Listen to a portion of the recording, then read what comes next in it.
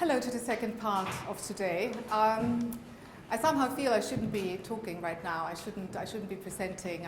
I'm sort of got lunch plates and when is the coffee going to arrive and that kind of stuff in my head, rather than talking to you about my research. And also after this morning, I feel I should just throw this paper away and try to find a very different language, and I will try to find a different language to talk about my research. Now, the topic of my paper and the eventual book chapter is Happiness in Chinese Socialist and Post-socialist discourse, RQ and the visible hand. And hopefully by the end of the talk you will understand what I mean by that. Now, definitely happiness is on China's agenda. It's clearly part of the visual propaganda campaign that is related to the Chinese dream or the China dream. I was just in China in April, and it's for happiness is everywhere as part of this campaign. It plays, the government has declared target levels of happiness that Chinese citizens are supposed to be reaching in the year 2030. And if you go to Chinese bookshops, they're full, shelves full of books on happiness. Some of them are sitting on the political shelves, the ones that I'm more interested in my research are sitting on the politics shelves, but there's also reams and meters, literally meters of bookshelves in self-help books and happiness, primarily for women, targeted at women. It seems to be particularly prominent to try to tell Chinese women how to be happy. This would be a chapter on its own, it's not my chapter. There is the peak, so apart from it has now percolated down into the bookshops, I suppose, this interest in happiness, but it started with a big interest in the newspapers. And the peak of interest in happiness as a topic in the newspapers was in 2011. But it's been building up since about the year 2000, and in the year 2011 there were in total about 9,500 articles with the word happiness, 幸福, in the title in Renmin Ribao and other core newspapers. And that was then followed by a big, very, very big television series in 2012 by CCTV, which was called 幸福调查. And then after that, it started to percolate down into the book publishing. Obviously, book publishing takes a little longer than newspaper articles. And one of the key books that was published at the height of the sort of happiness interest in 2011 was by a man called Guo Mingyi, who is sort of the Lei Feng of the new era, who wrote a book that's called 幸福就是这么简单. So I'm just going to briefly talk about that later. Happiness has had a place in political discourse and philosophical discourse, for nearly thousands of years, and it's going to be impossible to trace all of that today. It's obviously part of ethics, part of political philosophy, but in terms of happiness studies, there's a field of happiness studies that has emerged in the last 10 years or so. In fact, a little bit more than 10 years, 16 to be precise. There's a journal of happiness studies, which was founded in the year 2000.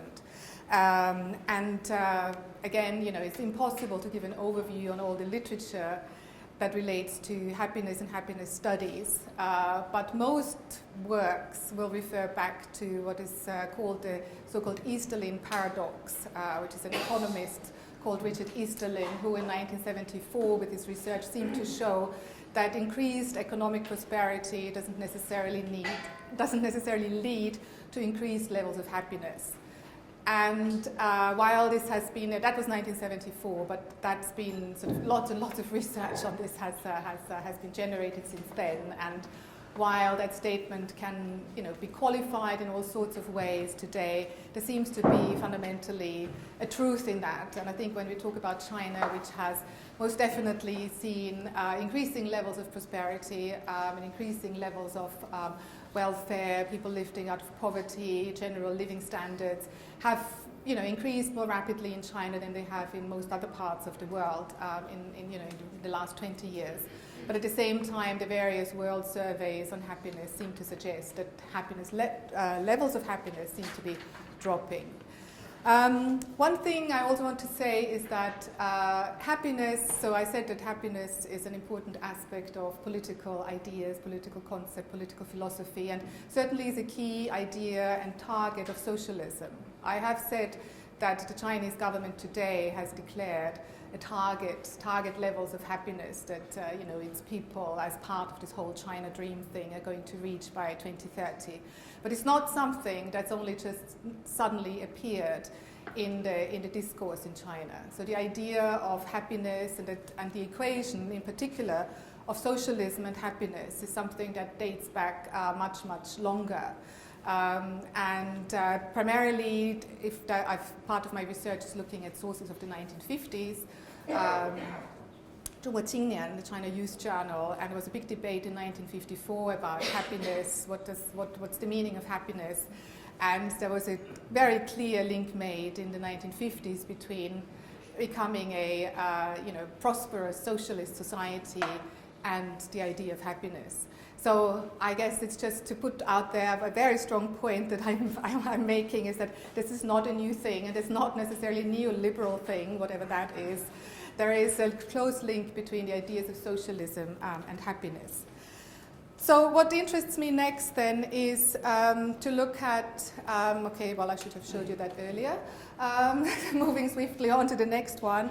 So if there are targets, if there's a target to reach certain levels of happiness by the Chinese population, the question is how do you get there? And I think, while it's important that, the improvement of welfare, of redistribution of sources, to stay with the, with sort of socialist terminology, from the beginning, that wasn't the only thing. So happiness in a socialist context was always sort of a combination of two things. On the one hand, there needs to be redistribution of wealth, but at the same time, there also is a spiritual aspect to happiness. But if there is an aim for people to move towards an increased and heightened state of happiness, how do you get there? How does that transformation take place? I guess that's what that's what I'm interested in, and sort of in my interest in psychology or psychological concepts. What is required to move from a state of unhappiness to a state of happiness, or to maximize happiness? Now, in the Chinese cultural context, obviously in a Western context, we tend to associate, when you talk about individual transformation and journeys, unhappiness, depression towards happiness, we tend to think in broadly Freudian terms. We sort of go back to that. We have the notions of conscious, unconscious, subconscious, whatever schools of psychology have developed out of Freud and might have rejected Freud. At the end of the day, they all somehow go back to that.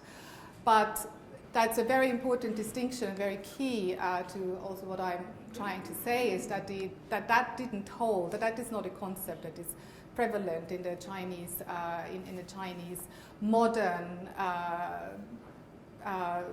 sort of discourse and how individual change, psychological change, is conceptualized. So the idea of individual transformation in China, in modern China in particular, very bound up with the idea of modernization and improving yourself, was always considered as a conscious and as a social act. So something that you're aware of, that you are consciously working on, that you're consciously aiming to achieve. So it's and it is encapsulated in this notion of Jingshen, the idea of spirit. And spirit, Jingshen, is often also used to translate, all sorts of, cluster of meanings around spirituality in the English context. But actually, Jingshen, in the way that I want to talk about it today, is really something that is specific to the modern and also socialist processes of individual and social transformation. It relates to the way, I guess you can think of it as an attitude that one adopts However, it's an attitude, or it's a spirit that one adopts that requires constant self-examination. It requires introspection. It requires hard work on the part of the individual, but it requires an acute awareness of what is going on socially. So what is the distinction out there, but also specifically the idea of distinction and spirit, and particularly revolutionary spirit, as it was defined then under, by the socialists, is that there is an idea of what is the correct spirit. So 正确的精神. So that's very important. There's a normative aspect to 精神 in the modern Chinese conception of it. So it's not just about what in your personal situation it might be the right spirit to adopt in any particular situation, but on a social level, there is from the top down, there's sort of a decree, as it were, or an expectation, clearly articulated expectation that comes down through all sorts of different channels and of propaganda and thought reform campaigns, and obviously these days takes the form of very glossy and very shiny public service advertising, for example, as Giovanna is going to be talking about. But there is very clear what is, which 精神 you should be adopting, which one is 正确 and which one is 错误的精神. So I'm completely upsetting the order of my paper, by the way, as I go about this. But 精神, we need to talk about one particular character when we talk about 精神, and that's Lu Xun's RQ. I think everybody is familiar with RQ. It's this sort of archetypal character in Chinese culture created by Lu Xun almost exactly 100 years ago. And Lu Xun is particularly famous for a methodology, a method that he has developed, the so-called spiritual victory method. I don't know how many of you are familiar with the story of RQ. I'm assuming most of you are familiar with the story of RQ and his sort of ability to sort of wrestle victory from the most defeating situations, and basically coming out smiling and somehow seeing something positive in every situation that makes him look good and makes him feel good about himself, up until the moment when he's led to his execution. He's still sort of somehow, a little bit more difficult at that point in his life, but still somehow seeing the positive, somehow finding something worth celebrating in that moment. And RQ was, from a socialist perspective and a revolutionary perspective, RQ was everything that was wrong with the Chinese in the whole project of modernization in the 20th century. RQ was the kind of spirit and the kind of psychology that the Chinese had to overcome. RQ was sort of the symbol of a doomed China, of a sort of defeatist China that that was accepting of its fate, and too deluded, I suppose, to know better. What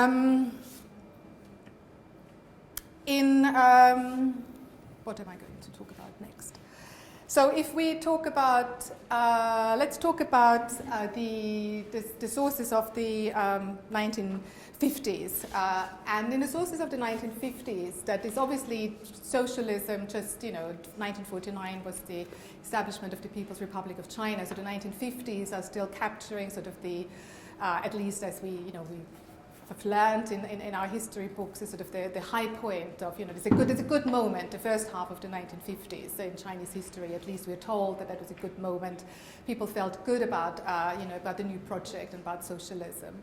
And yet, when you read this debate about happiness in the China Youth Journal, what you hear about is not about, the lofty ideals of socialism and aren't we all happy that we are now contributing to this wonderful collective project of building a new society. But what you're actually reading in those, they all read as letters. There's these young people, they're writing in, and in fact, there's two particular case studies who kick it off, who essentially all talk about, I don't want to be contributing to this big project. All I want is I want a bit more money. I want a girlfriend. I want to go shopping. I want actually something in the shops that I can buy. I want to have a nice house. I don't want to be on this oil field in Qinghai and sort of be looking at some sort of desert mountains all day with absolutely no prospects in my life whatsoever. And then, that was one big of the case study, and another one was about the opposite of a young man who sort of got tired of his state job and sort of left for early 50s. That was still possible. Leave and get into business, spend a lot of money, drink a lot, go out a lot, have lots of girlfriends, and just live a generally very hedonistic lifestyle that, by his own account, made him extremely happy. And in fact, it wasn't he who wrote in the letter. It was a concerned colleague who wrote the letter saying, "Well, really worried about him. He's got his values all wrong. What can we do about him?" And that kicked off a whole debate that went on over several issues. It essentially then concluded by the main propagandist weighing in to say that it's there needs to be a spiritual and a materialist aspect to happiness, and that it's this idea of collective values that should inform everybody's life choices, and that people and individuals should derive pleasure and happiness from working towards the big collective project. Now, today, the Communist Party is still very much trying to instill these kinds of values, and is still trying very hard to see to get the Chinese people to see the value of the collective and of the collective project. And it continues to, sorry, this is just a couple of images I wanted to share. Now, this is the sort of the 1950s, this is 1954, and it shows, the people's happiness, with all this idea of, there's a spiritual aspect of it. I love the idea where sort of the money really is the prominent feature in this poster.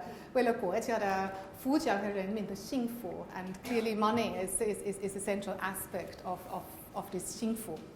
But there are other images, and this is the image of the Guo Mingyi, who I mentioned before, who published this book in 2011, which said 幸福就是 which is called 幸福就是这么简单. And Guo Mingyi is sort of referred to as the Lei Feng of the new era. And Lei Feng, again, I don't think I need to explain to you who Lei Feng is. The big, socialist. He really is revolutionary spirit, personified.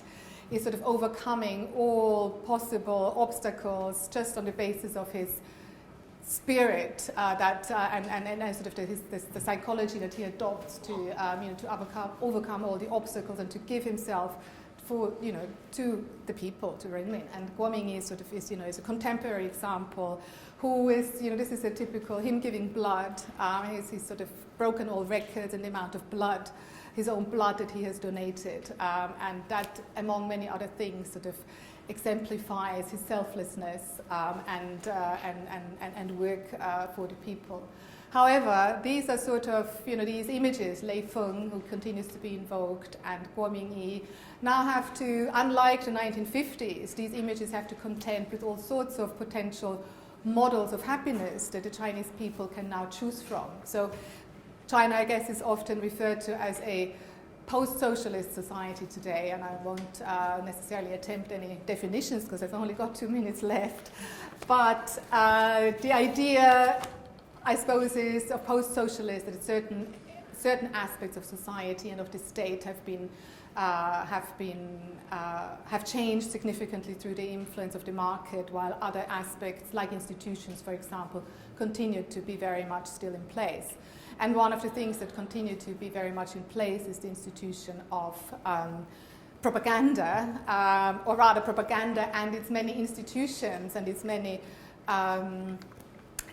the many forms and shapes that it takes in people's daily life.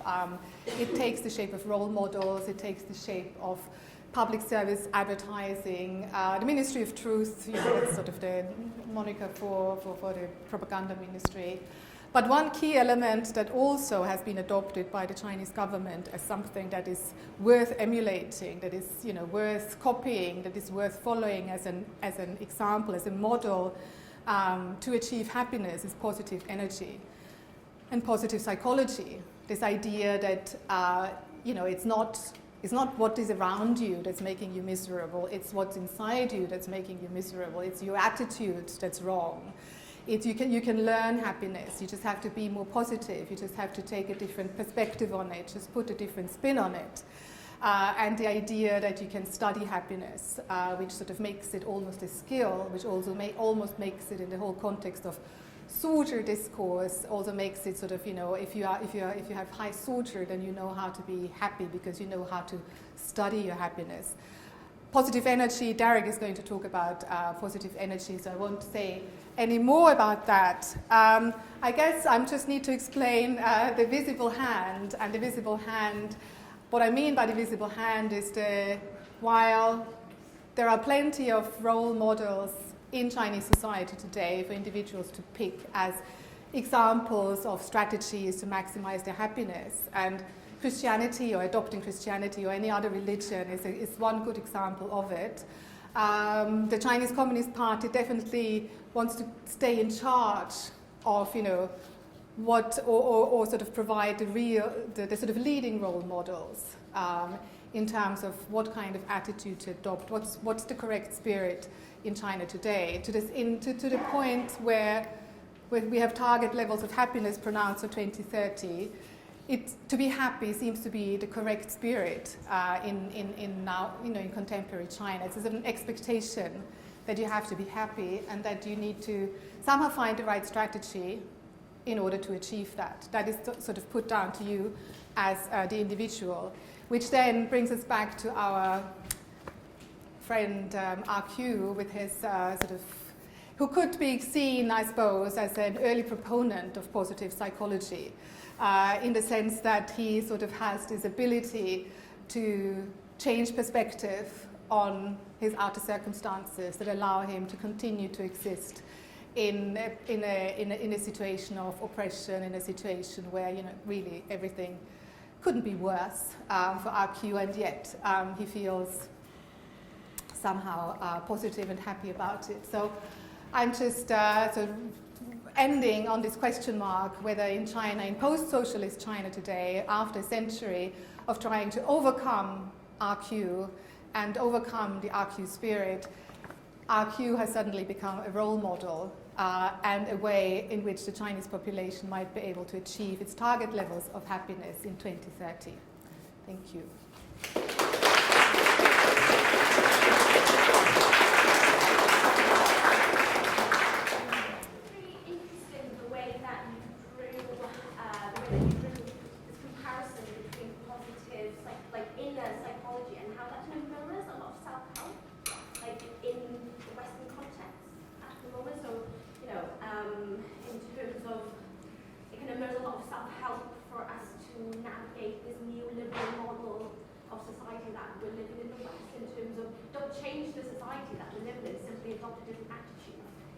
Very much echoed a lot of the self-help books.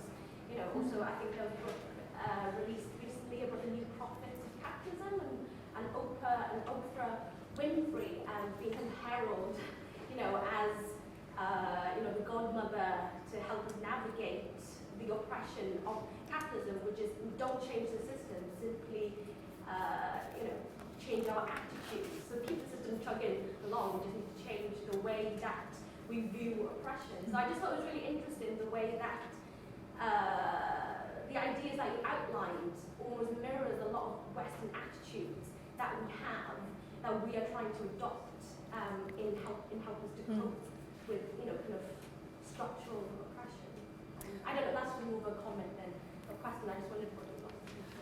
Yeah, there is might be quite a long-winded answer to it that I shall not give. But essentially, I guess what my point is that that's absolutely right, what the observation. And I think a lot of the time it is then interpreted as though China, that's just another sign, therefore, how China is adopting all this, is tapping into all this, how China is a neoliberal society and how, it's all the same pressures. And I guess the point that I try to make is, in a slightly longer version of this, is that it's a key element of this idea of the spirit, and the correct spirit is a very long concept that's been around for about 100 years, and actually it's got a lot to do with the way psychological approaches in the West are changing in the way that sort of our sort of psychoanalytical, the Freudian sort of school in a way, and the behaviorist school are sort of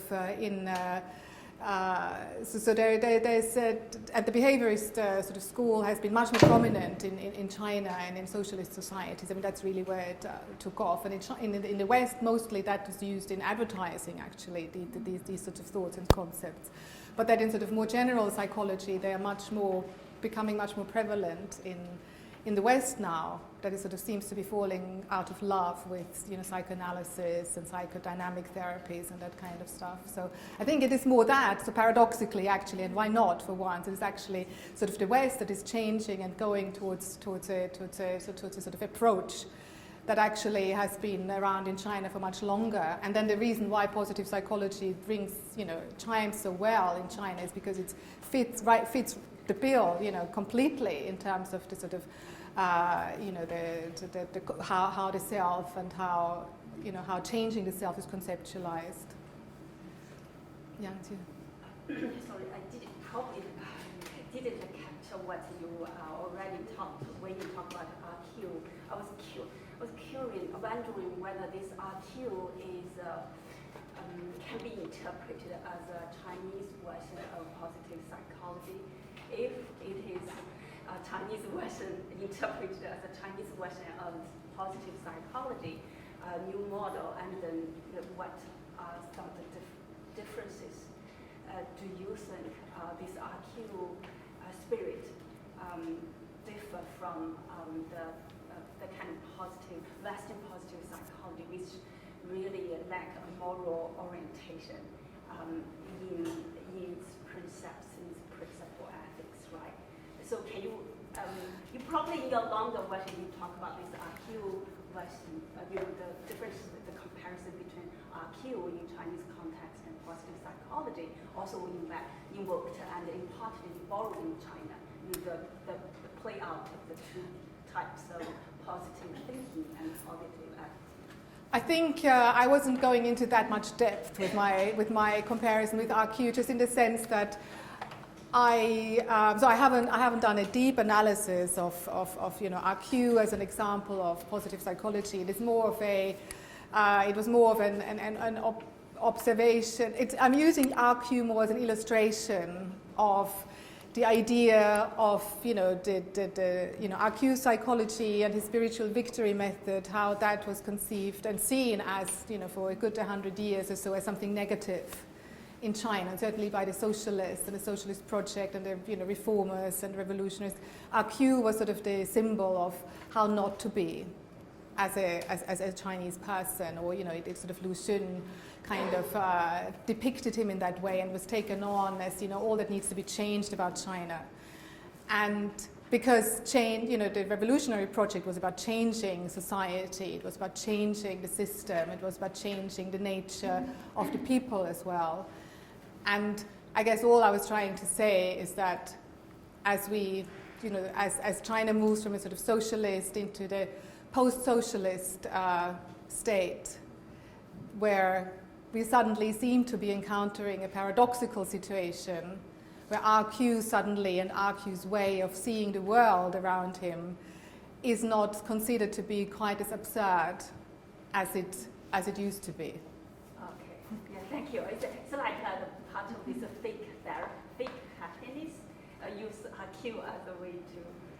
I guess it can be, depending on how you feel about positive psychology, I think RQ can sort of become can be a symbol for that.